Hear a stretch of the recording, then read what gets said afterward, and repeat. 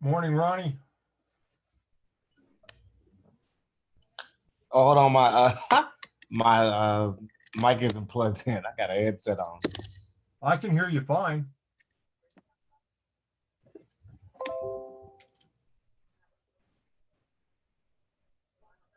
What about now? I had background noise going on. Oh, gotcha. Yeah, I put the headset on. I kind of don't want to have all that going on in the background. It's disrespectful. Well, give me a second because my office dog came in and opened the door on me. Okay.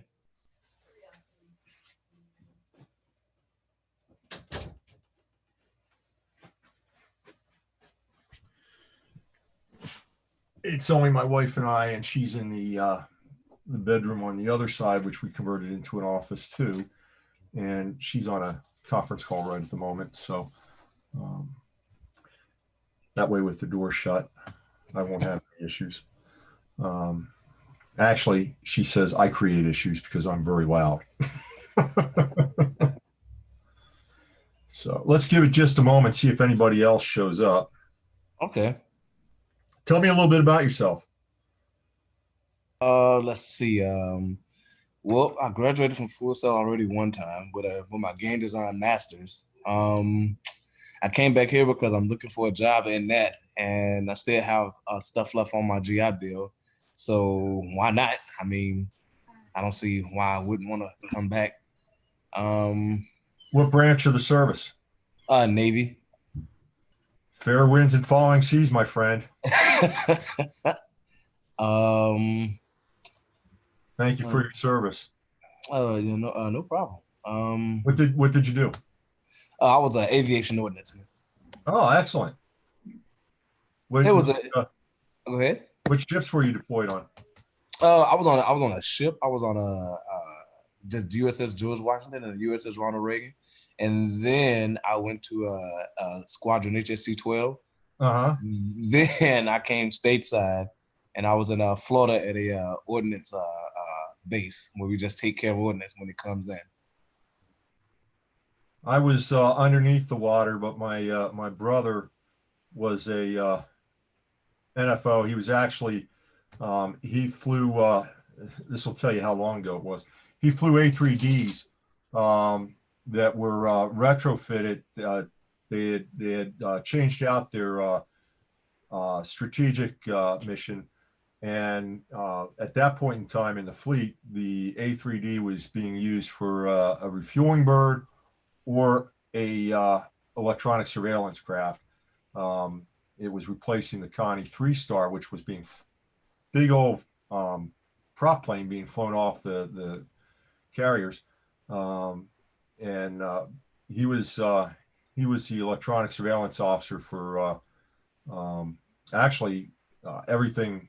He coordinated intelligence briefings for everything during um, late Vietnam War for everything going on with the Russians in the Mediterranean. Um, so he had a really neat aviation job. Um, Yeah. he was a couple years ahead of me, and when he would come home on leave, he'd always bring slides. And by the time I joined, I wasn't sure whether I was going to go nuclear or go aviation.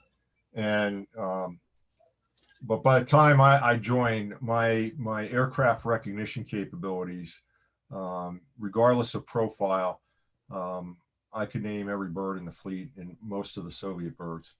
Um, I was the only one in the family that was that decided not to go aviation. My dad was a B-25 pilot in World War II. Oh, that's pretty cool. Yeah, if I'm not mistaken, I'm the only one to go in my family so far. I wanted to leave home. I was like, I'm not staying there. There ain't no way I'm going to stay here. Well, I actually did a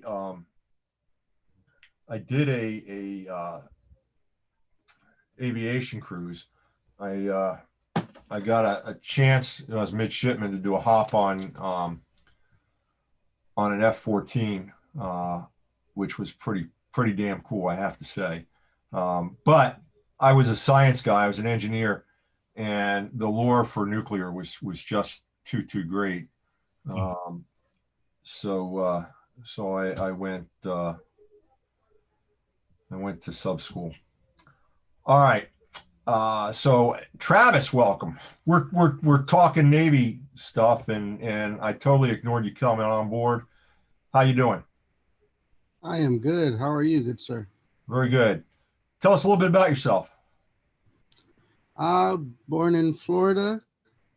Went to culinary school and decided that that wasn't for me. And so I came to Full Sail Excellent. to make video games. Another gamer. Yeah, So did you do the undergrad gaming program or graduate gaming program? I did the graduate. Excellent. So two gamers.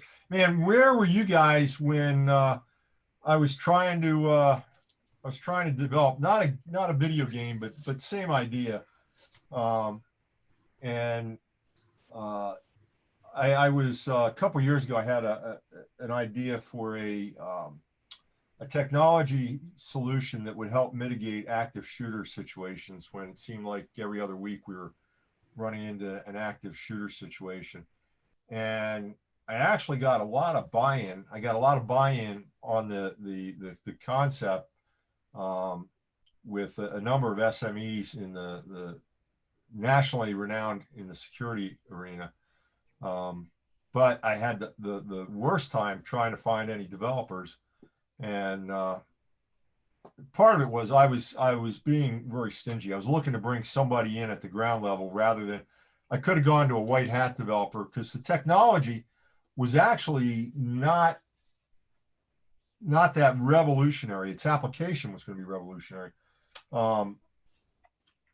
But it was very similar to what the Army uses in terms of Force Blue. And I was looking at a civilian application of that, and so I was looking for somebody that wanted to come in on the ground level and work with us. My partner was a retired Green Beret colonel who has actually been up for a number of he's turned down a number of big positions, such as a Homeland Security point for New York City. He just didn't want to move to New York City, and a number of other jobs. And between the two of us, we just couldn't tap into the tech world at the level that we wanted. So anyway, Ronnie and Travis, what are your undergrad degrees? I was game design as well. Okay. Yeah, game design as well. Okay. I got both of my degrees from Full Sail, Excellent. my associates and my master's. Travis, are you a vet as well? Yes, Oh, what branch? the Navy. Oh, this is I need to play some music in the background or something here. That's awesome. Thank you for your service. Thank you. Thank you. Here, I don't know if is my picture showing? I don't know. It's not telling me. No, you're not. sharing No, I your don't see screen. anything. Just my name. Yeah. I actually for Zoom, I changed to one of my Navy shots back during Veterans Day, and I just noticed when I signed in I hadn't changed it since back in November. So, but that's not what you see. You just see the name. Okay, so I am trying and having a horrible time.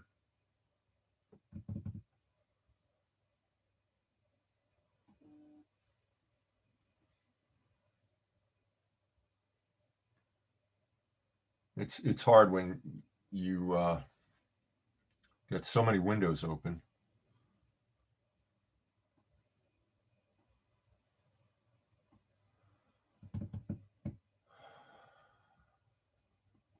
Let's do this.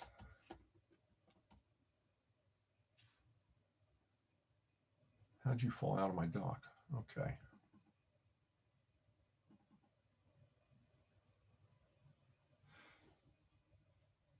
So this is your sixth course in your degree program? Sixth course? This would be our second course. Second. We Yeah. have we're accumulating a certificate, but Okay. I think the other half of the class, or like maybe like 90% of your class versus like 3 students, actually this is their sixth class. Okay. So give me a second here while I find some of these documents that I want.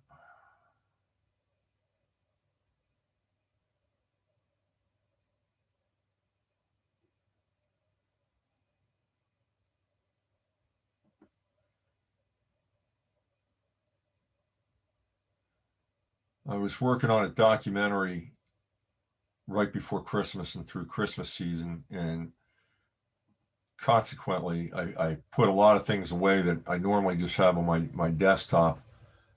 And one of those is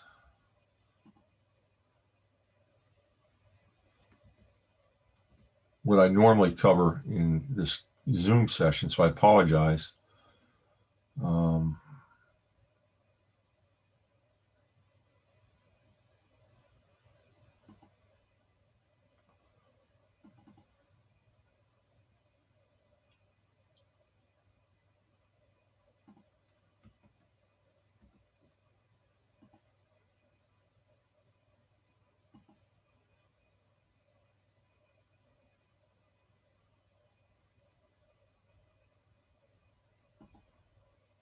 And I just saw this the other day, which is odd, and now it's kind of like disappeared completely. So let's see.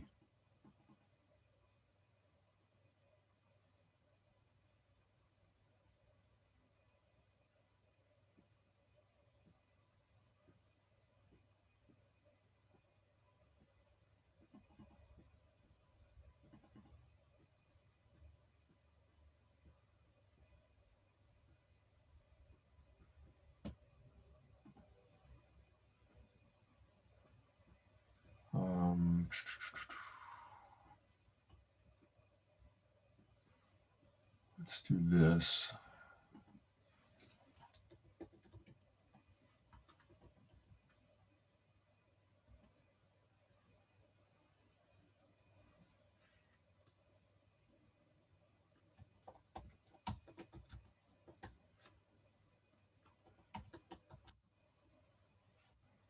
There you are.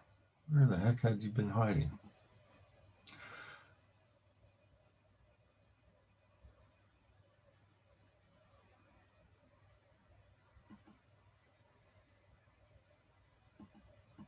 It's because that's not the one I was looking for. Okay, so let's do this. I'm going to introduce you to,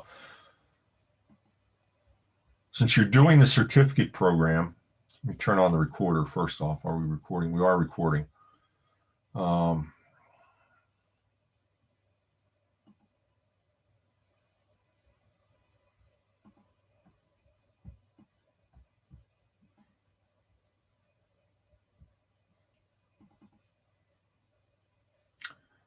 You should be seeing new media marketing, building credibility, influence outcomes, generate buzz, and increase business results. That is correct. Okay. Yep. See the same thing. Good, good, good. Give me one more moment here because I got another deck that this is a very good deck. Don't get me wrong.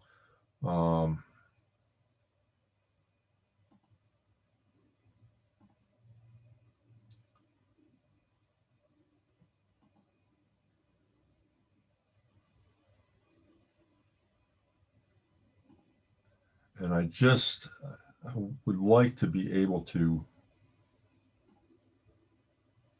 do both decks without any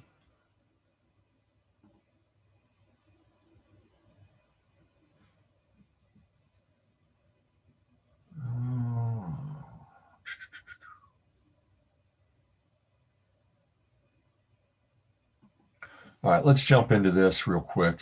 Because what are your expectations for this course? Let me throw that out and ask that question. I was thinking it was gonna somewhat pick up from last class, from some of the stuff that we picked up. Not necessarily the same thing that we were looking up, but I mean the things that we had to look up, but like pick up from the multimedia, not multimedia, the like what do you call it? Like the emails, the way you can get the people, Yeah. yeah, and stuff like that. That's what I'm thinking. It's gonna be more in depth off of what we got from last class. On the digital marketing side, just learning how to better present yourself when you're searching for new business and how to bring in new business. Gotcha. So let's talk about digital marketing in general for a few moments, and tell me how close this matches with what Professor Ferguson told you. Okay. And then if I veer too much, we'll just say that she's right. You tell me what she said, and we'll go with that. Sound like a plan? So in digital marketing, we normally think of marketing, just the big umbrella, and then probably in the last 10 years, 2000, somewhere around 2005, 2006, 2007, digital marketing started to emerge. And I can share a little bit of this with you in that during my time at the Walt Disney Company, I saw the explosion of Disney onto the internet in the early 90s as not working for the company, but just as a consumer. One of the reasons I went to work for Disney was I was always a fan of Disney. And when the internet started to really develop and take off, which goes back to the early 90s, but really like 1994 was kind of the breakthrough, because at that point in time, the bandwidths and the transmission speeds started to increase dramatically. Give me a second here.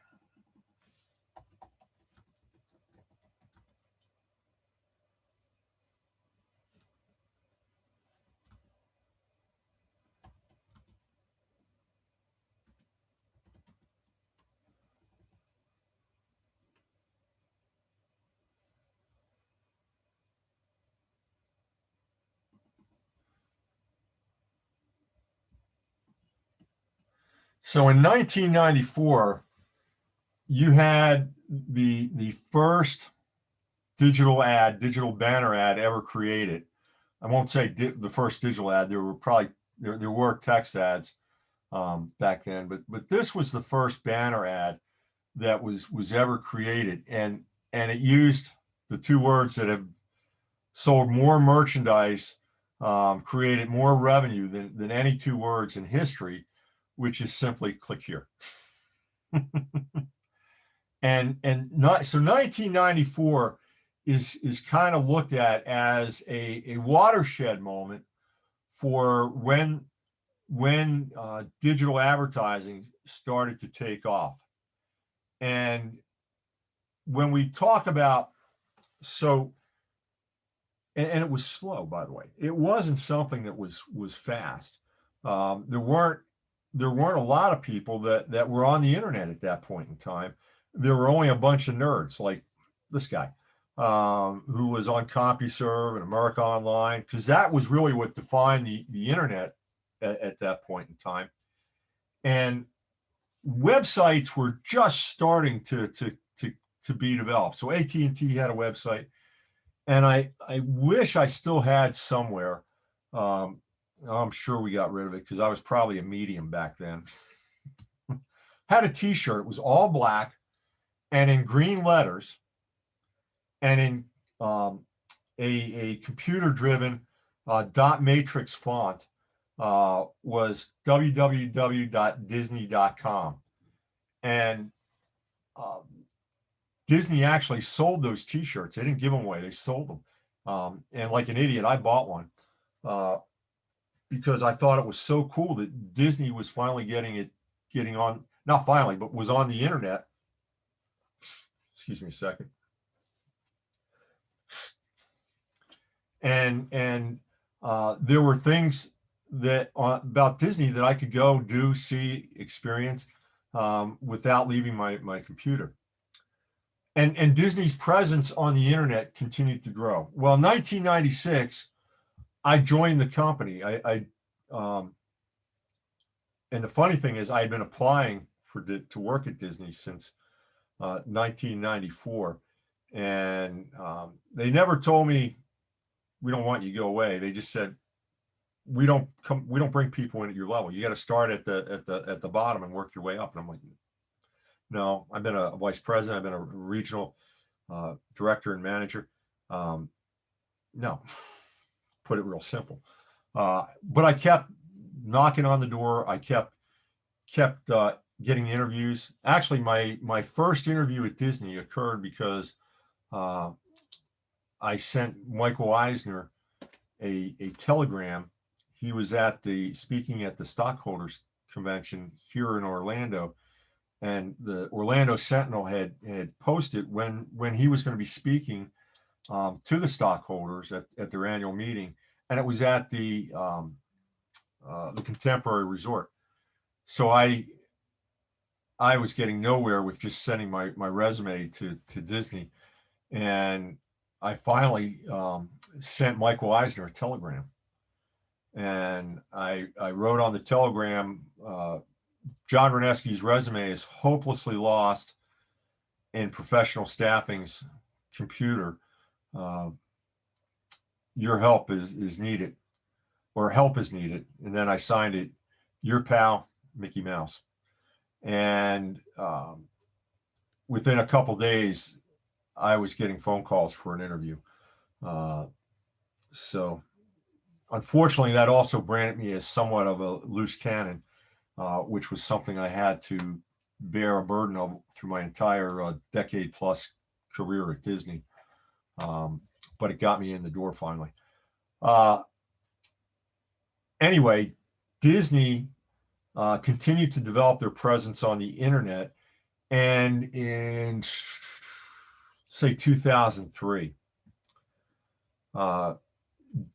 there was a crisis in the marketing department, not a crisis, but a watershed moment where you had competing forces. Well, actually, let me go back a little bit further in time before I get to 2003. 1998-99, Disney acquired a company called InfoSeek. InfoSeek was a search engine portal like Yahoo at the time, and it was a destination for people to go to launch into the internet. Well, Disney rebranded InfoSeek as Go.com and actually spun it off as a separate tracking stock. And they did this because they wanted to learn more about the potential of the internet. And what they ended up doing was creating a lot of confusion, because you had Go.com, and I could go to Go.com and I could go anywhere on the internet. I could go to Go.com and there'd be links on the portal, the search portal, to take me back to Disney.com. And then Disney is a huge enterprise. So in 1994, Disney had actually purchased Capital Cities ABC, and merged the Walt Disney Company with Capital Cities and ABC. And in that merger, you not only had all the ABC production facilities, but you had a number of ABC actually owned affiliates.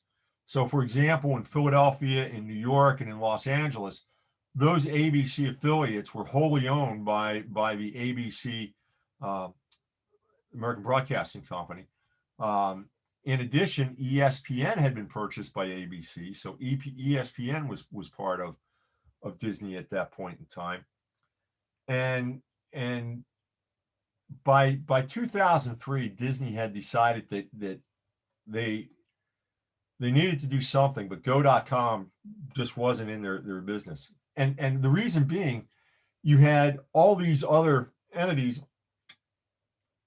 underneath the Disney umbrella that were creating websites. ESPN had a huge site. ABC had a huge site. Disney had a huge site. And then the theme parks, Walt Disney World, Disneyland, they all started developing websites. And so in 2003, the Go.com portion of the business was dissolved. And I was involved in doing the exit interviews for the people that were running Go.com. Boy, that was a brutal assignment. And the reason I was involved was I was an organization development consultant at the time.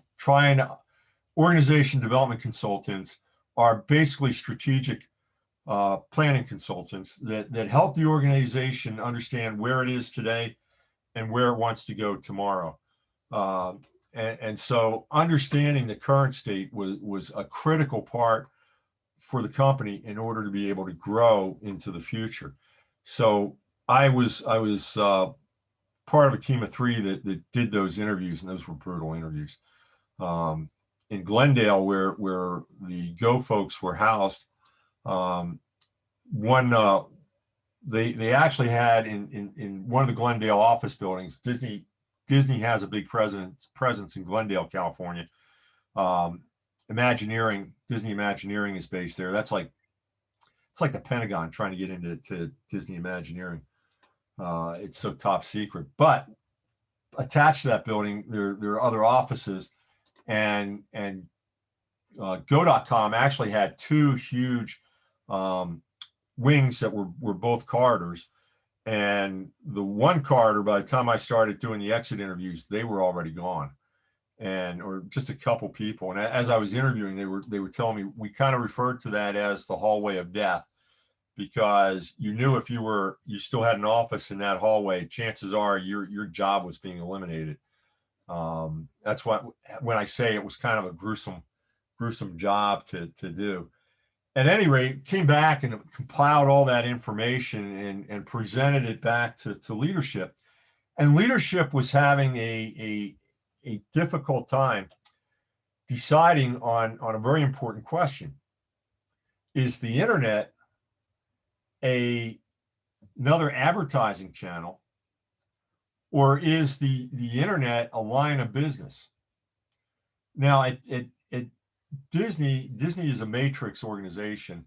So you've got some lines of business that go this way, you've got some lines of business that go this way, and they intersect, and it can get very, very confusing.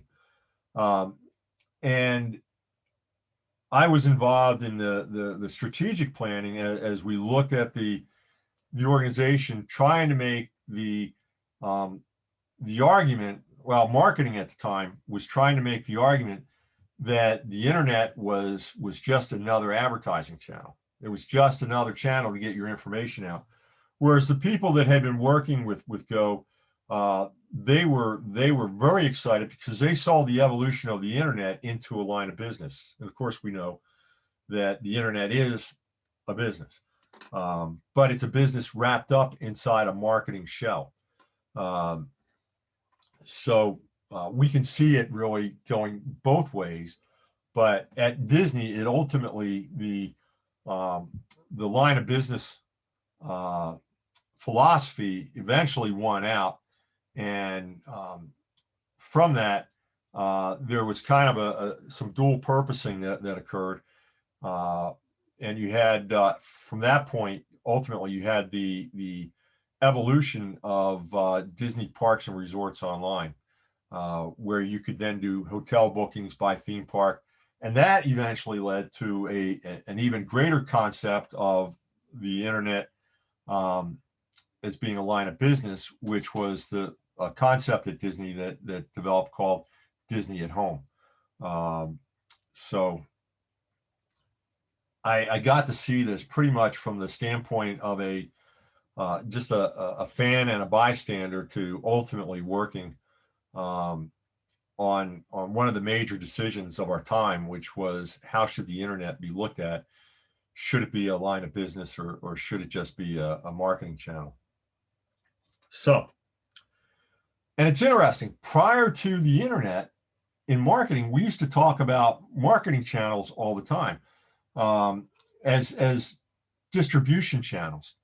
So when you would do a marketing plan, you'd be thinking about how you're going to advertise. So the different channels that I had available to advertise back then were broadcast, print, so broadcast would be TV or radio, print would be newspaper, magazine, and then kind of filling the middle there was billboard. Billboard advertising was huge, as it still is today. And so as a marketer, that was kind of your thinking. There was an email, or email was very, very rudimentary. I'll give you another story. The company I worked for before Disney was a huge Fortune 500 retailer, big box retailer, and we had email back then. It was a program called TOS, and the standing joke at the company was that when we bought the mainframe, they just tossed in the email program as a gimme because it was that horrible.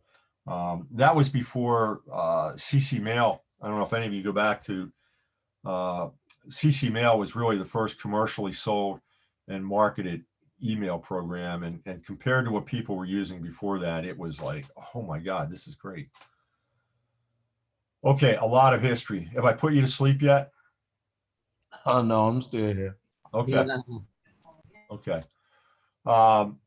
So we come to the point where we're looking at the internet as an advertising line of business medium. And what makes the internet so different from traditional marketing is that we have the ability to measure everything. Which is why, and this is scary, and I hate this, but kind of like it too, but I really hate it. I'm having a conversation with somebody, maybe an email, maybe I'm just talking to them on the phone, and next thing I know, I start getting ads related popping up in my browsing history. I get ads related to what I'm talking about. Have you had that happen to you? Yes, and it's weird.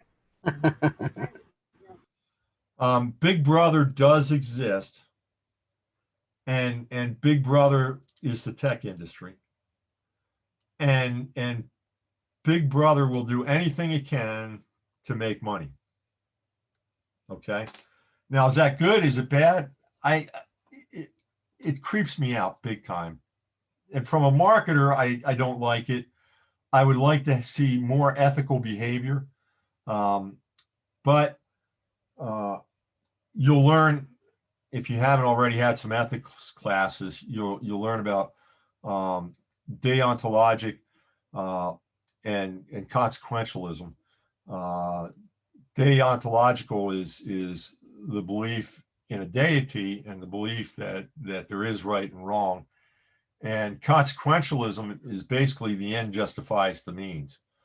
And unfortunately, a lot of businesses, a lot of technology will follow consequentialism, and the end justifies the means. So whatever we need to do to make a dollar, we'll do to make a dollar. I've taught at other universities. I've actually taught business ethics, and I've always shied away from that perspective. And as a business leader, I've rebelled whenever I've been faced with that. I will tell you that at one point in my career, I was a regional manager, and I was we had just gone to lunch, and I was traveling with a group vice president and a regional vice president, maybe two regional vice presidents and a group vice president. We get into the car after lunch, and the group vice president, who was the big guy, he turns to me, he says, Reneski, when are you going to stop hiring female managers that are of childbearing years? They're costing us a ton of money. And I turned and I looked and I said, you can fire me, or you can respect the fact that I've got the best flipping region in the company, and that I hire the best person regardless of any other criteria. And I'm going to continue to do that. So your choice. Like my results, keep me. Like my results, but don't like my approach, fire me. Or just plain fire me. I don't care. I stayed. I left on my own terms a couple of years later. Maybe I should have left. Maybe I should have taken a stand and just left. But I thought, if I leave, they're going to get somebody in that will do what they want, and a lot of my people are going to be in jeopardy. So I stay. I protect them, which is what I did. All right.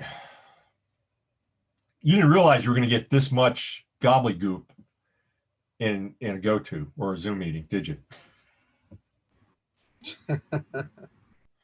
You will learn more about marketing and more about life in my Zoom classes than you will anywhere else. I guarantee it. So we now are at the point where we say, hey, if we're going to be marketers, we should consider the internet. And back in 2006, 2007, maybe a little bit earlier, I forget the exact date, but we had what was known as Web 2.0 come into play. Do you know what Web 2.0 is? I do not. I do. Yeah, I was about to say, I do not know what that is. Okay. So prior to that point in time, the web was just passive. Web 2.0 really started to be introduced when Wikipedia came on site. A gentleman by the name of Don Tapscott was and he's still around today. He's one of my favorite authors, but Tapscott was a technology visionist, and he saw, he envisioned an encyclopedia that would be created by people of real subject matter expertise, with knowledge that could be shared with everybody. Web 2.0 was, was really when the first social media came out. You could argue that Wikipedia was social media or is social media. But what was the first real social media platform that took off? It was focused on musicians. Do you remember? I do not remember the social media. The last thing I remember, earliest I can remember was it MySpace? Very good. Yeah, I want to say MySpace was the first one that I don't know if it was for musicians though, but I just remember MySpace. MySpace was originally designed for musicians, or let me put it this way: musicians flocked to MySpace to share their music and develop fan followings.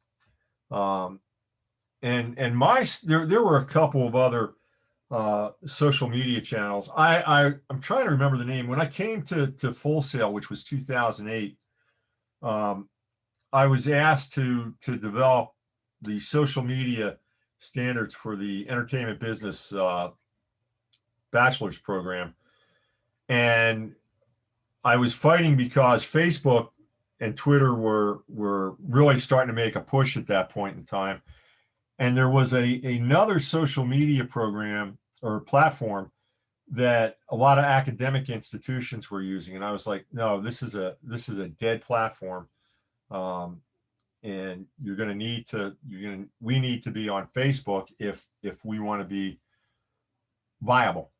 And I had a lot of research to back up that decision and so forth. And I eventually won. I ended up back in early 2009 writing the standards of behavior for faculty using Facebook, and we actually created for every course in the program. So I think the undergrad bachelor's was 28 courses. We had 28 Facebook groups that each of the instructors were managing back in the early days of Facebook. And we had a kind of code of conduct that actually I took from Cornell University. Because as I was doing my research, what I found was that Cornell had a really simple, great statement with regard to conduct. And as I started to investigate other schools that were out there with similar, what I found was, and there weren't a lot, there was like 5 or 6, they were all using Cornell's. So I said, hey, genius, let's not reinvent the wheel. Let's take Cornell's, we'll make a few modifications, and we'll give credit to Cornell, but we'll go ahead and we'll use this as our standard. But that's in trying to understand, marketing moving to digital. These are the time frames where things were happening, and as Facebook and Twitter and the other big social media platform that was developed around the same time as Facebook was really focused on business. Do you know what one that is? You said it again, it cut out. What is the social media platform that's focused on business relationships? If I'm not mistaken, it's LinkedIn, isn't it? Yes. LinkedIn started to grow at about that same point in time, 2008, 2009. And what was interesting was human resource professionals in particular floated to LinkedIn, and they started to use LinkedIn as a platform where they could skip. The big jobs platform back then was Monster. If you wanted to be found and you wanted to find a job, you wanted to have your resume on Monster, you could either pay for some advanced features or just get it on there, because who was paying? The people that were paying were the employers. One of my jobs at Disney, after the, to give you a little bit of background, our organization development department at Disney was kind of swept up in technology changes. And we went from having 31 of us in the department after the major downsizing reorg. There were only 6. My boss kept telling me, he goes, "You're solid. You're not going anywhere," up until the day that he told me, "I got to offer you the package." He offered me the package, and he says, "But we don't want to lose you. So you can tell me right now that you want to stay, and we've got something for you. I just can't tell you what it is right now. You'll find out later this afternoon. But I'm going to have to terminate you now, and then later this afternoon you'll be able to find out what we've got available for you. So you'll have to reject the package." It was a nice package, and decide to stay. I love Disney, and so I rejected the package, and I stayed, and I was actually offered 3 jobs, one of 3 jobs. The first one they offered me was to be a buyer at the Bass Pro Shops, which at that point in time were part of Disney, very, very briefly, because ESPN had bought them, and so they fell under the Disney umbrella. Again, it was for a very, very short period of time. And I said to them, "No, I don't want to be a buyer for worms and lures and whatever else. I'm not a big outdoors person." So I passed up on that. The next one they offered me was to go to work for DIG, Disney Internet Group. And I was going to have to move to California to take that job. I was married, 5 kids, nice house. And I knew the cost of living in California was ridiculous. And they wouldn't tell me whether there was an increase or it was a lateral or what. And so I turned that down. The reality is they wanted me to take the 3rd job that they offered me, which was in casting at Walt Disney World. And the reason that they wanted me to take that job was because they wanted me to learn the casting process, because about 7 months after I was in the role of a Walt Disney recruiter, I transitioned back to doing what I had been doing, organization development consulting. I became the change management lead on a huge technology project that was encompassing not just Walt Disney World, but the entire organization. And as it turns out, I was my job was based in California, but I was able to keep an office in Orlando, and I had an office in Burbank. So I was doing a lot of plane travel on the red eye back and forth for about a 2-year period. But during that initial 6-7 months, I got to do recruiting and be able to look at the types of processes that we were using, as well as actually get into and hire people both in an hourly role, and then I spent a period of time hiring folks in a salaried roles. So it was quite an interesting time. The reason I tell you that is because on that project, I got to work with marketing and look at how they were then looking at digital marketing, and it formed a lot of my basis for later years. When we look at digital marketing, what we're saying is that we want to develop a model that we go out and we find a way to attract customers. We attract those customers, and then we have to sell something to them, right? Because remember, going all the way back earlier, I was saying that marketing, digital marketing, is really a combination. The internet presence is both a line of business and a channel. So we're bringing people into the channel, and ultimately our job is to convert them into a customer, some way, some shape or form. Did you learn about the marketing funnel? That doesn't sound familiar. Marketing funnel. Yep. I'm not sure. Doesn't sound. I've never heard. I don't think I've heard of it being called that, unless she called it something else. Marketing funnel. Okay, this is something you got to learn. You got to memorize it, and it's part of who you are from now on. How's that? At four stages. Okay. I'll go over this in a minute. I'm drawing it out for you.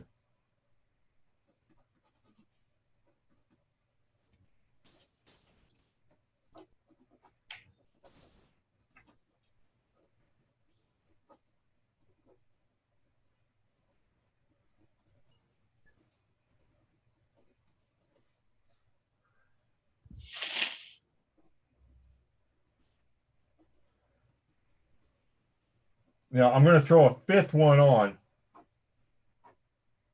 and you'll understand how that makes sense.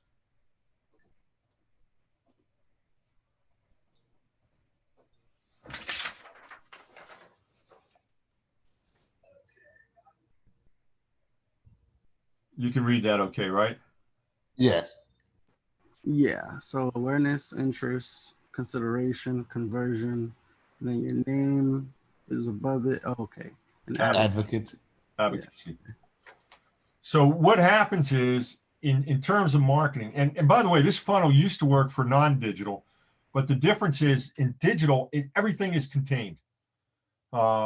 There's not significant handoffs unless it's a unique type of sale. And those type of sales are typically in B2B, business to business environments, or in very, very, very large transactions. And the easiest one to think of is car sales. But again, because think of the size of the sale that you're talking about, $30,000-$40,000 usually anymore. Man, my first car cost me under $6,000 brand new. It was a Ford Mustang.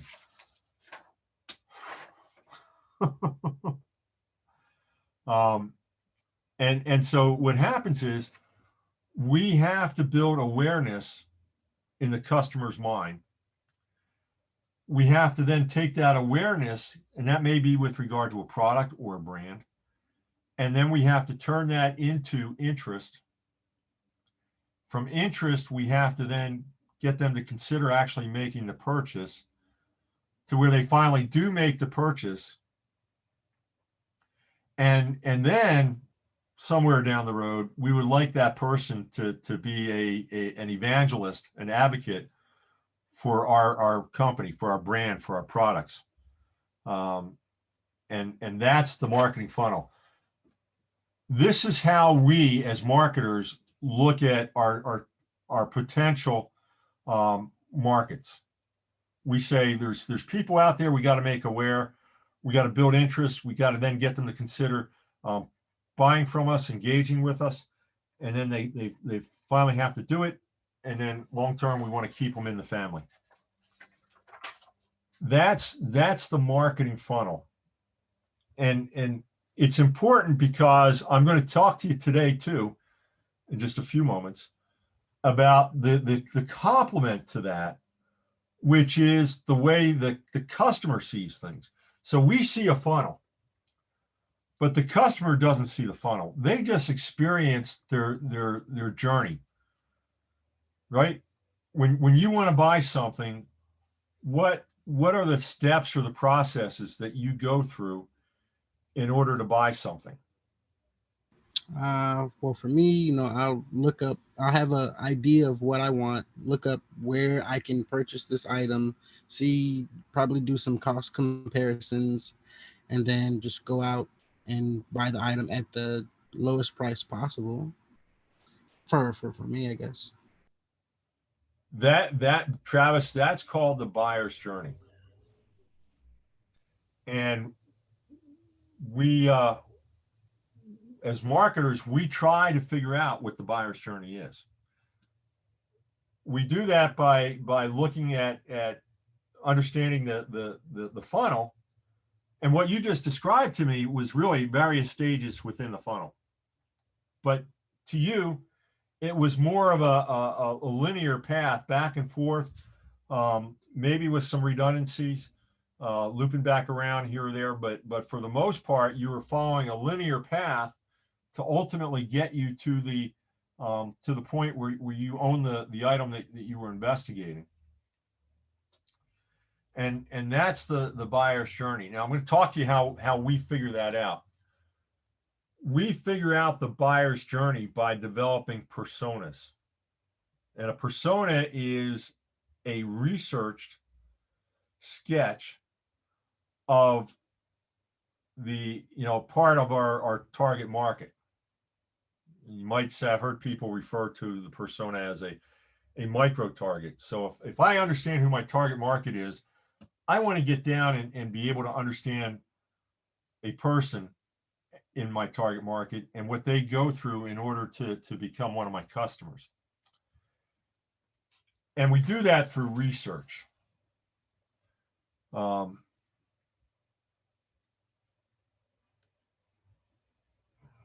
is this important? Well, because in week 1,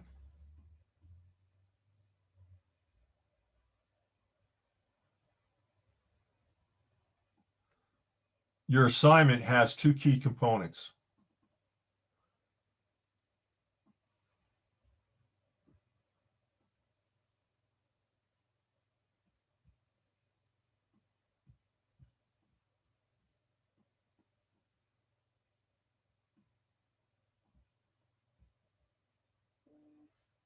One component is with regard to developing personas, and I'll talk about these a little bit more. And the second is to develop goals, SMART goals.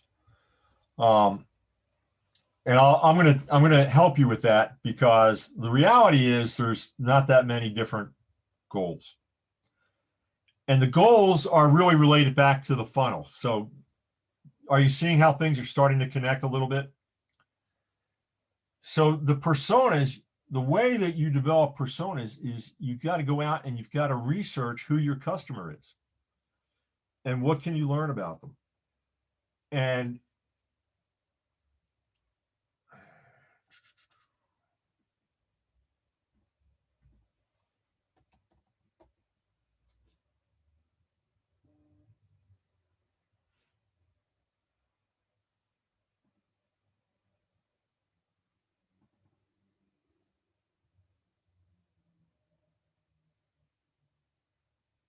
give me a second, something's loading.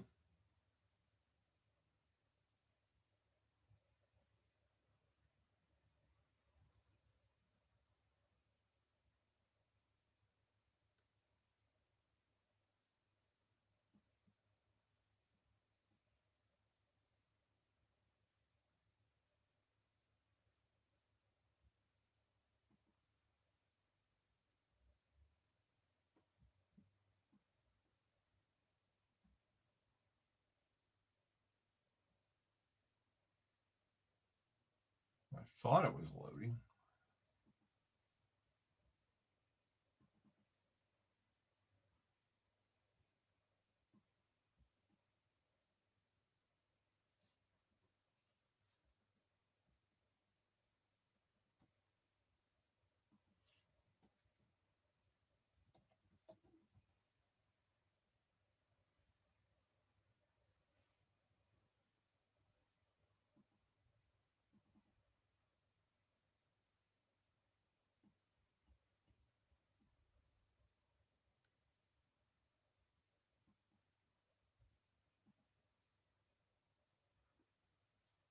So we build personas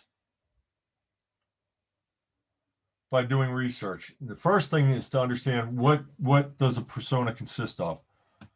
There's 4 areas that you want to research with regard to personas. You want to understand the geographics of your customer. You want to understand then the demographics.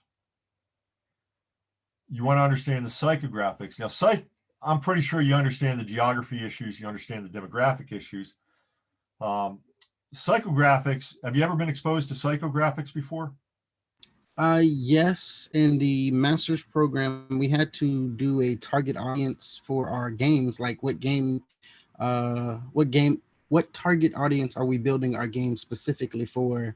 And we had to go over 3 of these, not necessarily behavior, but we did have to do the demographics, psychographics, and then the geographics of what the customer what of our ideal customer. Okay. And target audience is interesting because target audience um, is when you're designing a product, and a game obviously is a product, right? You're creating that for somebody, and so you determine who your target audience is. Well, here in marketing, it's the same thing, but we want to go back and make sure you know that we really understand who that customer is, because we already have a product and people are already buying it. Um, there's one of the my favorite thought leaders. He worked for Apple for a number of years. His name's Guy Kawasaki. If you ever want to read a great book, it's called The Art of the Start. Um, and Guy talks about the fact that he says, imagine you're building a product, you got your target market, you're marketing to your target market, and all of a sudden your sales are going crazy. And you're looking at the information and the data that's coming in, and you're saying the wrong people are buying this. Who would turn away those wrong people? They're using it for the wrong reason. If they're buying it, that's good. That then becomes your target market. So after you're established, you want to go back and you want to test your target market and understand your target market on a regular basis. We want to go at a deeper level to the persona. Now, psychographics are beliefs. The psychographics are the way we think. For you guys, God, honor, and country are integral in your psychographic, right? And then how you act upon that and visibly demonstrate that, what do you do based on that thinking? That's your behaviors. And so when you're researching your target market and in particular for a persona, you're wanting to get enough information so that each of these areas are rich on your research sheet, rich with data. And how can we gather this information? We can do it through surveys. We can do it through interviews. We can look at job descriptions. We can do social media research. We can do industry research, and we can use research databases like your EBSCO platform on the library or Nexus Lexis on the library as well. The research that is done through interviews, surveys, and social media research is considered primary research. Everything else is kind of synopsis research or secondary research where somebody else has already done the work. It doesn't make it invalid, it's just secondary.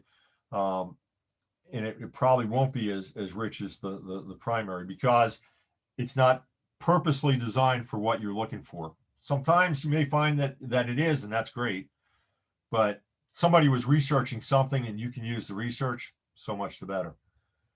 We're going to focus on social media research. One of the places that you can go is Google Trends and Facebook Insights. I'm not going to give you a tutorial on how to do this. Each of those platforms you can research and they have great information, but you can learn about your markets by using these tools.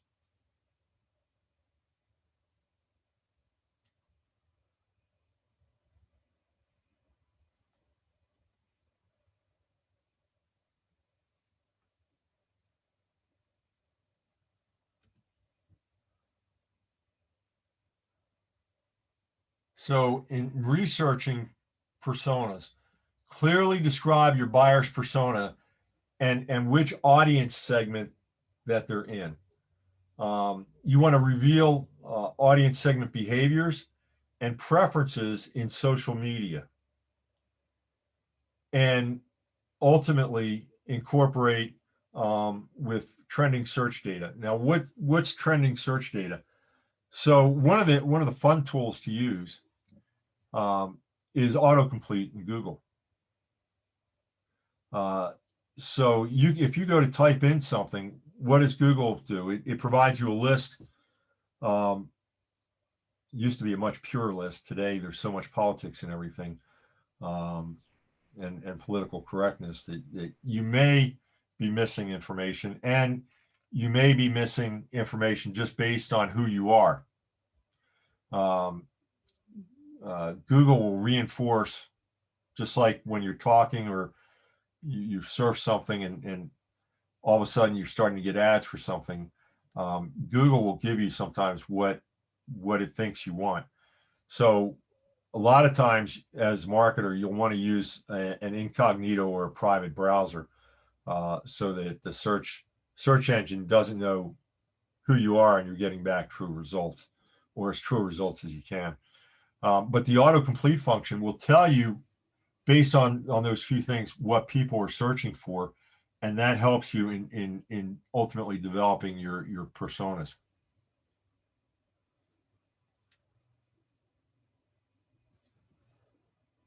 So what happens is that people are interacting with your brand in all sorts of ways. We talked about the marketing funnel.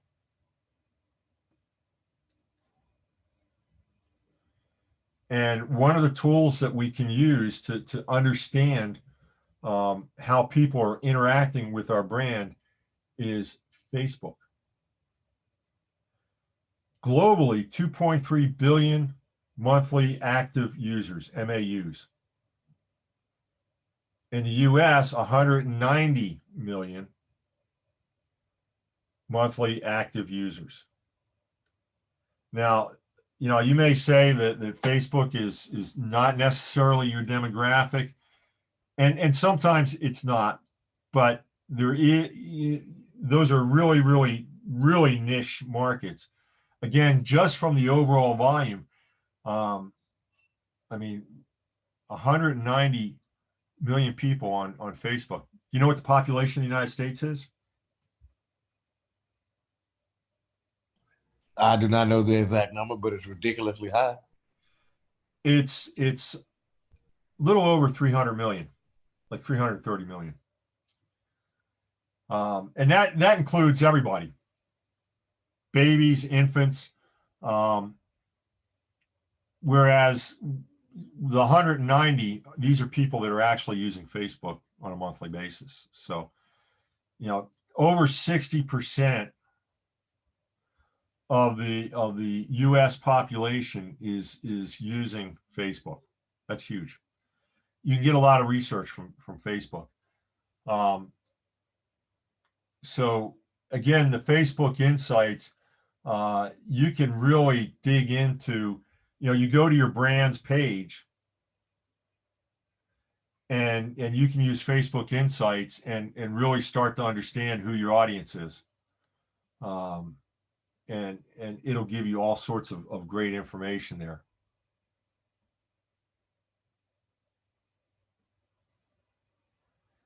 The way that you get to Facebook Insights is through this link, facebook.com ads and then audience insights.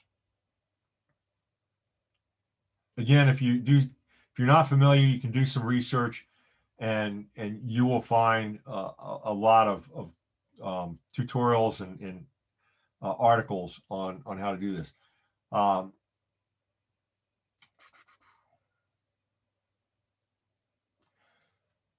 So, I usually start off with a fairly simple sheet. Looks something like this. What does the gender, the age range, what are the brand affiliations, the geographic location, and activities that my target market is indulging in, and then I try to narrow it down to my particular target geographic area.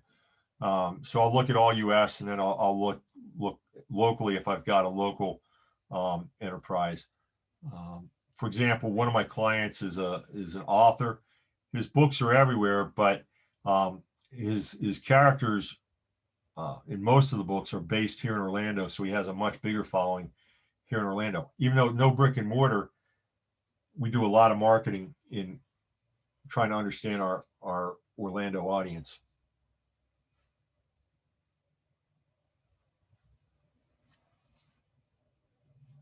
So that's let me take all that and tell you how I go about this. I first go and take a look at the company's Facebook page. And I'll look if they've got if it's a business to business, I'll look at their LinkedIn first. If it's I don't do a lot with Twitter because Twitter is just a pain in the neck to work with. Now, for you guys, Twitch is probably big, and you probably want to go and you might want to use Twitch for your research for your target audience and how much information you get out of Twitch.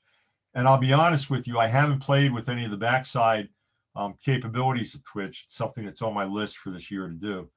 But that may be an area where you can develop rich demographics from, in addition to Facebook.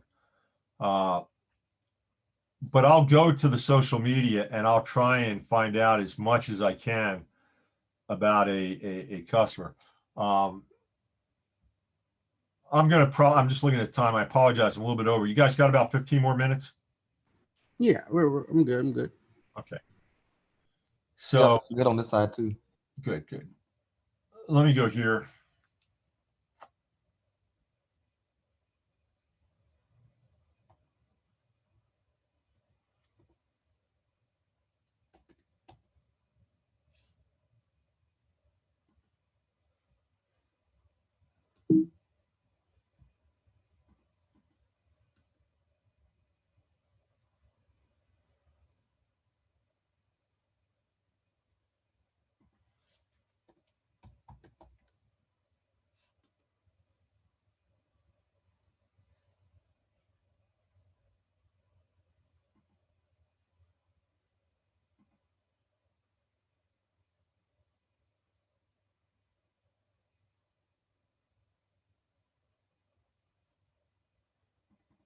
I stopped sharing because I was digging into Facebook, and I don't like to share my own stuff on Facebook, but you guys could probably figure me out pretty well, knowing that I'm a vet. Um, but anyway, let's look at Tecovas. Tecovas is one of my favorite brands because they started, they're a boot company, and they started by a Texas guy that left home, went to New York, and became an investment banker, but was having trouble getting boots. So he ended up creating his own brand, and from that little seed of an idea, Tecovas, they were all over the TV this year for the holidays, which was amazing because for many years they started as a you can only buy Tecovas online. You only see advertising for Tecovas online.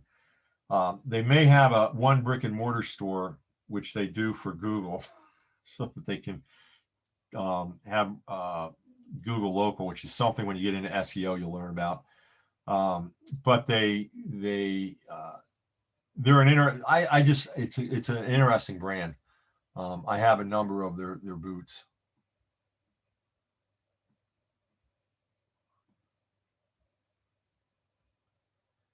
The person who I just got rid of there, Ray Brown, used to be one of my employees, but before he was an employee with me, back in the late 70s, he was the intelligence warrant officer for General Jack Vesey over in Korea. He would give General Vesey all the intelligence briefings each day. Ray's kind of a very interesting guy. He's also a Methodist, not a Methodist, a Lutheran minister who at one point tried to become a Catholic priest and got thrown out of the Catholic monastery because he was arguing too much with the instructors. I love characters. Okay, so why am I showing you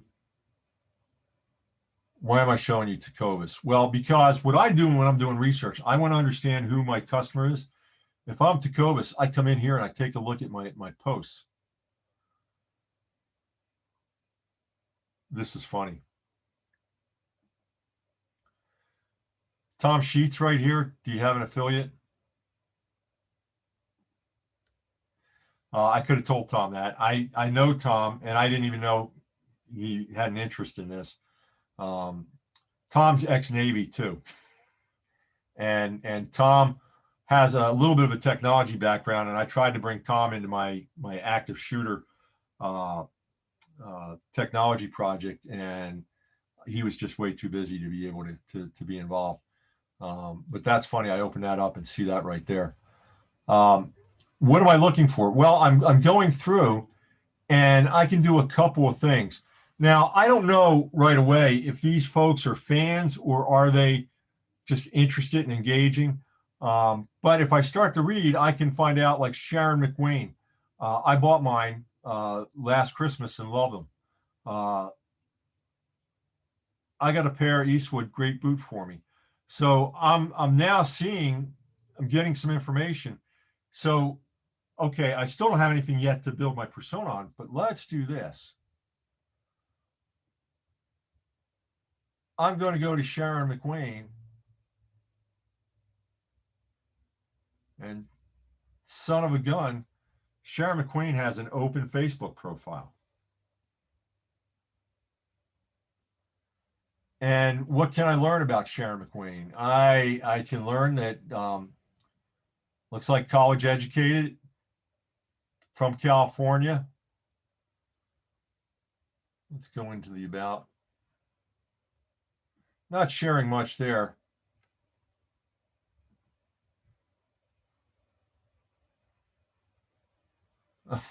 I know how old she is. Not too much there.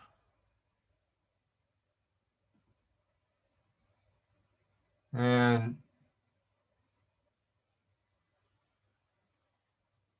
well, I get the graduation dates, so that's pretty cool. What's the birth date? That didn't seem to match up.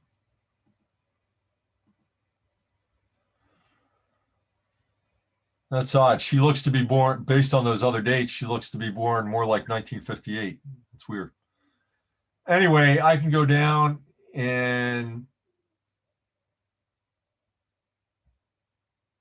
I can look at check-ins. I can find out she likes custom stained glass, some information there. Take a look at some of the music that she likes, movies that she's watched. I'm beginning to build a big profile on this one person, aren't I?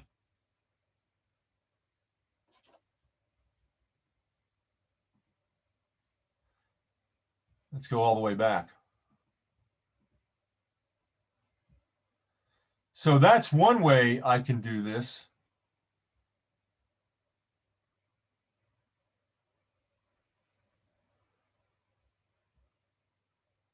This one only has 3 comments.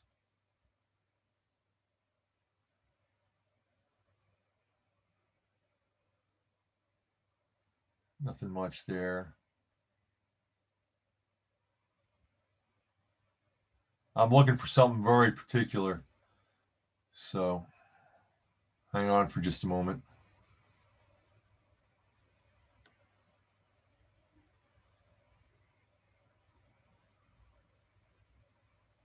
$37 more comments. Now we're talking. So I got a good list here I can go through, and I can find some other people, and I'm gonna look for 3 or 4 people that I can begin to build I'm gonna create a Frankenstein monster. I'm gonna take bits and pieces from each of those and build into my ideal persona. And I can just take any one of these and look. But look at here what I just found. Jose Torres. And it looks like Jose Torres is telling Diana Torres, buy me boots. And not only that, what do I know about Jose Torres if I can find him again? Here he, oh, or Norman W. Esquivel. What do I know about those 2 people? They have an interest in the boots, as in they have a want. Yeah, but this in particular, this top fan, that tells me they're interacting with Jacobus a lot. So when I'm looking for people, I always start to look for top fans first, and use them to start to build my personas from. Is that new? I never noticed that. Yeah, it's top fan thing. It's been around for about a year or 2. Oh, I never noticed that. Now, not all brands can offer top fan. You have to have it's either 500 or 1,000 followers before you get the ability to award top fan badges. But yeah, it's been around for about 2 years now. Now, this is interesting too. Diana Torres is saying, I'm not happy about this. You have no clue really as to whether she's joking, right, or serious, but just interesting. anyway, that's how I begin to build my research. Now, who was that person that we were looking at earlier? I forget. Tell you what, let's take Jose Torres.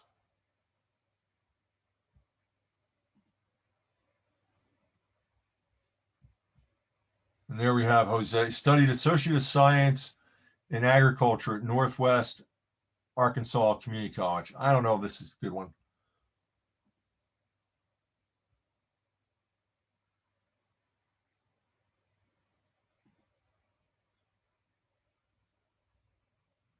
It's my 37 again.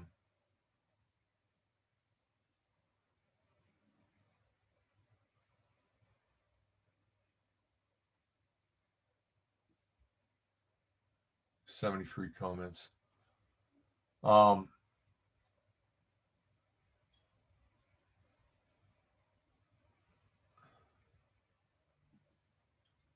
So here we have Danny Lee Ladley. And I'm going to do a little bit more research on Danny Lee.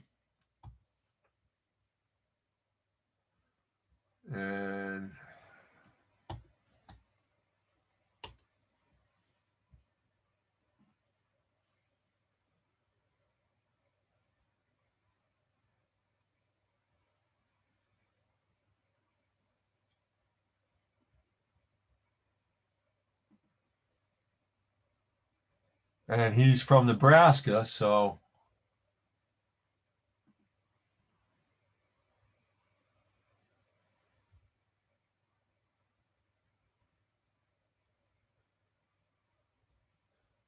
and here we have Danny Laley, Director, University of Nebraska. And now I can tap, because he looks like he's fairly open. I'm seeing a fair amount of stuff where I can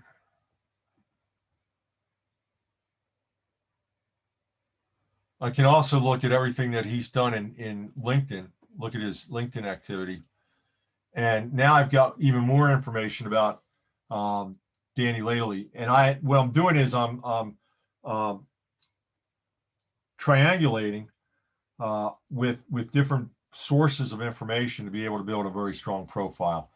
So that's how you use real research to build personas. Okay. The last thing I want to do before I turn you loose is talk to you about goals, because we talk about in all marketing, everything that you're doing is goal related, because we want to measure, and we measure because ultimately we want to optimize our results. So think about this. There's really only a number of objectives at the organizational level. And you may relate this back to marketing your games.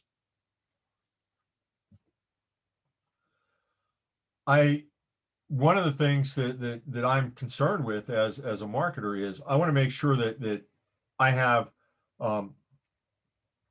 brand awareness, right? I want people to know about me. And so as a marketer, I've got to be concerned with sometimes you'll hear it termed as brand awareness. Other times you'll hear it termed as brand lift. We want to elevate the brand, make it more visible, make it easier seen, because when we do that, we have more people attracting to the brand.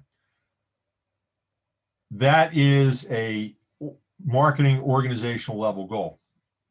Now, another goal that I could have in terms of marketing is to create more conversions.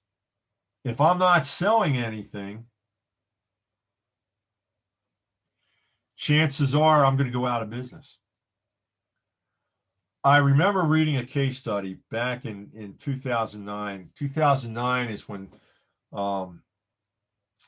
social justice started really coming on to making inroads into organizations and businesses. And I remember reading about this company. I can't can't recall what their product was, but they formulated part of their strategic plan where they say, this is our mission. Their mission was to become a social justice organization, meaning that they were doing things in a socially conscious way. When we talk about green businesses often talk about three bottom lines. Okay. You have your financial bottom line, you have your environmental impact bottom line, and then you have your social justice bottom line, meaning what you contribute to society. They were so concerned with contributing to society, making sure that they had a green or carbon-free impact. They didn't make it past their 6-month point. What did they forget about? They forgot about the first bottom line, which is making money. And so conversion or selling your product is a big, big deal. Without it, you don't exist. And then the third goal is obviously, it would be great to have advocates and evangelists out there, so that you don't have to spend maybe quite as much money on advertising as people that don't have evangelists. If you've got other former customers talking well about you, then you're going to be in great shape. That's important because it's the fundamental reason that from a marketing standpoint, social media exists. Social media is the embodiment of what marketers previously would just simply call social proof, word of mouth advertising. If I'm somebody that you trust, a friend, a relative, and I tell you, hey, I just played this game and I got to tell you, I thought it was going to be real easy at first, and I've made some, I've gotten into a couple levels, but man, is it exciting, and boy, is it challenging. That's worth more advertising than you could ever buy, right? When somebody tells you that, and that's one of the benefits of social media. That's what we bank on in social media, is the concept of social proof. So advocates are a critical thing that we need to develop. A lot of times you'll also see a fourth goal, and a fourth goal is to develop leads. Now, I didn't talk to you about leads, but I'll explain leads in just a moment.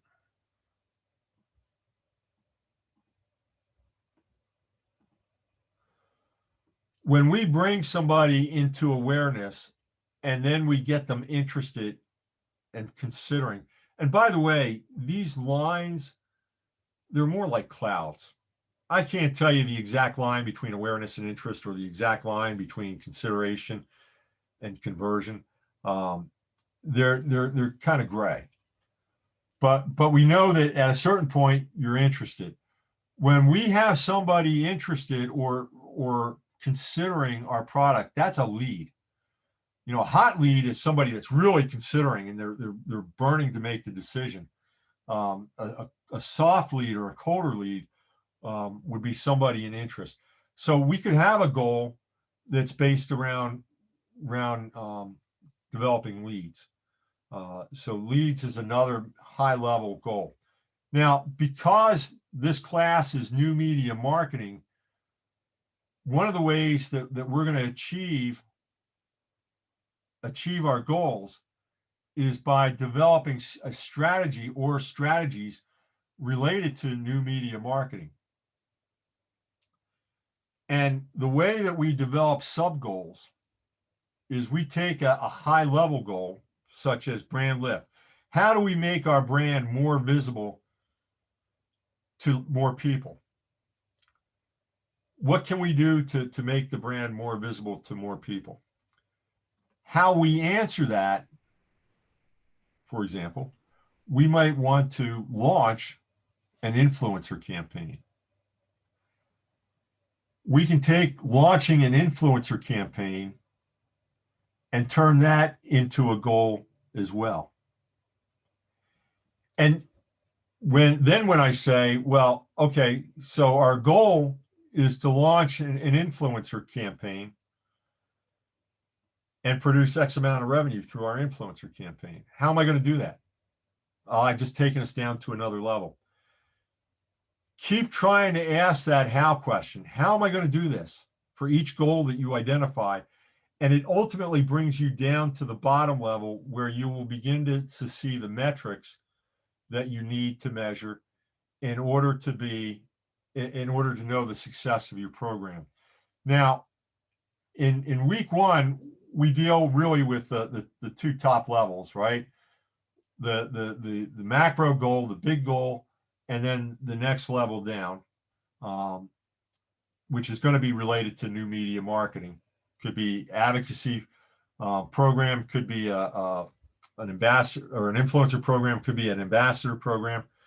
But that's what we're doing in week one. By the time we get to week 3 and 4, you're going to be looking at the metric level. So you're going to drill down into deeper level goals, and those deeper level goals will ultimately take you to the metrics that you need to measure in order to be successful. Now, what you're doing in this class is ultimately, through all 4 weeks, developing a new media marketing plan. And inherent in any marketing plan, you always, before you implement, you build your measurement plan, which is what you'll see in weeks 3 and 4. The reason for that is I don't want to start figuring out what I need to measure once I've already launched the program, because I could then end up be measuring too much. I could be measuring not enough. I can be measuring the wrong thing. I plan all this out before I actually do it. And that way I know I'm measuring and I'm optimizing on the right sets of data. And that's what is the beauty of digital marketing. So by the end of this course, you'll have a new media marketing plan that you can go out and implement. It's why this is one of the courses that's part of your certificate program. You can take the plan that you develop here and go out and be successful with it. As a matter of fact, I also teach in month 9, I teach, which you won't get this course, I teach public relations. And I have my students coming back all the time telling me that they've already implemented this program, their new media marketing plan, and they're starting to see some results. That's how excited I am about this course. So that was a lot to cover in week 1. Questions? None from me. Yeah. Travis, you okay? Yes, I am good to go. I just got to do my required reading and probably go over a little more review of the slides and maybe watch the archive, and I should be great. I've got, by the way, I have 2 other archives. I'll post this archive in a little bit. And you can watch all those. And again, as you probably can tell, my lectures will cover a lot of topics that are related and tangentially related to the material. You'll always learn something from my Zoom classes. So even though I've got, for week 1, I've got 2 other Zooms, if you got the time, I would go through them, because you may find that I covered slightly different material. And again, it'll just add to your overall wealth, particularly for you guys going through the certificate program. The more you can learn in these 4 courses, the better you're going to be. Okay. You may even decide you ultimately want to become a digital marketer. Oh, and by the way, the book is Think Like a Rock Star by Matt Collier. I'm actually friends with Mac through the person that originally designed this course, which was Kerry Gorgone. Kerry and I were both hired the same day at Full Sail. We used to share a cube wall when we were on campus. We both started in entertainment business, and we both came over to internet marketing, is what it was called back then.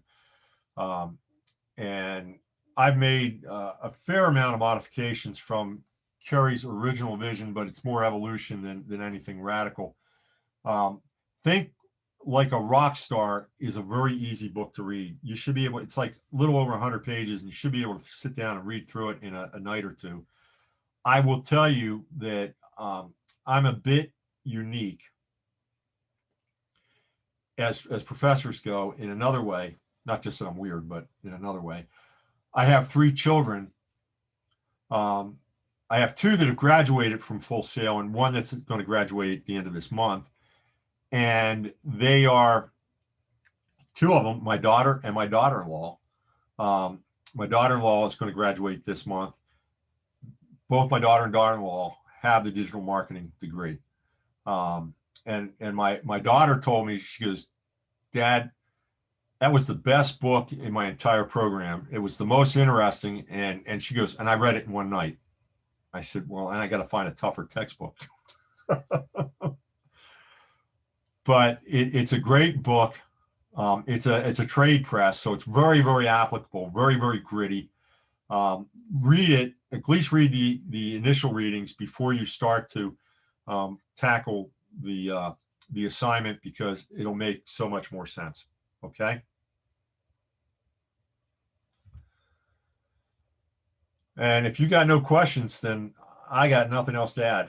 Well, I probably do, but I don't want to continue. We'll be here till 5. All right. All right, then. I gotta take my leave then and start getting some of this reading done, so I can knock out this post thing for tomorrow. Same. Yeah. By the way, on the post, you want to what you want to do is we give you a lot of information, a lot of different things to choose from. Some are directly related to influencer programs and so forth. And I think I even have, I put an interview I did with John Taffer on there. If not, I'll put the link to it. That was a very topical, because we did it in the middle of COVID. But what you want to do is take everything and put it in the framework of what's the impact to new media marketing and to influencer or ambassador programs, because that's what we're talking about, and that's what you want to be thinking about and making those leaps. The way I grade discussions is pretty simple. You got to contribute first off. So the initial post is worth 60 points. Each of the follow-up posts that you do are worth 20. So that's how you get your 100. And I don't nitpick. Those are safe harbors. But unlike Facebook or most social media, where what we're looking for is whatever's on the top of your mind, I want you to have an informed opinion based on the readings and the material that we're covering during the week. So put a citation in or two from either the textbook or an article that you've read or that you've researched, so that you're showing how you're synthesizing things that you may already be thinking about with new ideas. Does that make sense? Yes, It does. And also validates. Oh, go ahead. Yeah, go. And what I was going to say is, to me, that's what a graduate discussion is about. And so if you make a grammatical mistake, I don't look for those. If you're riddled with grammatical mistakes and I can't read what you wrote, that's another issue. But at the graduate level, basically what I tell people is do graduate level discussions, and you're going to get full credit on your discussions. Okay. Your first discussion should be probably about 2 paragraphs and about a paragraph for the others.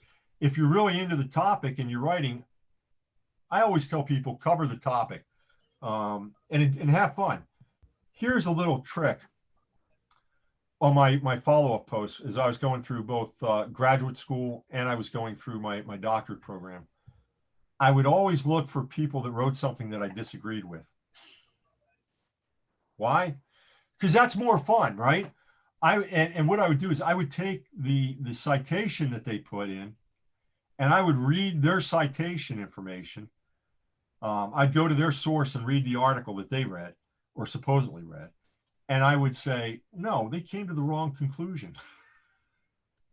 And then I'd do it in a friendly, professional way, but I'd say, you might want to think about taking a look at this from this perspective, because as I read this is what I saw. And then I'd add something from my own research that would support it. So I always got a lot out of my discussion posts because I was having fun. And by the way, feel free to do that with anything I've said today. If you can find something that disagrees with me and you want to point it out, so much the better, right? I used to love to pick at my instructors. I'm trying to remember if I got good grades from those instructors that I picked on or not. Now, that's another story. At any rate, have fun with your discussions, because I think you'll learn a lot, if not more, from the discussions than from the actual assignment. How's that? Noted. Yeah, that sounds fun. All right, gentlemen. Flank speed and have fun this week. All righty. Yep. Take care. Bye now. You too. You too, sir.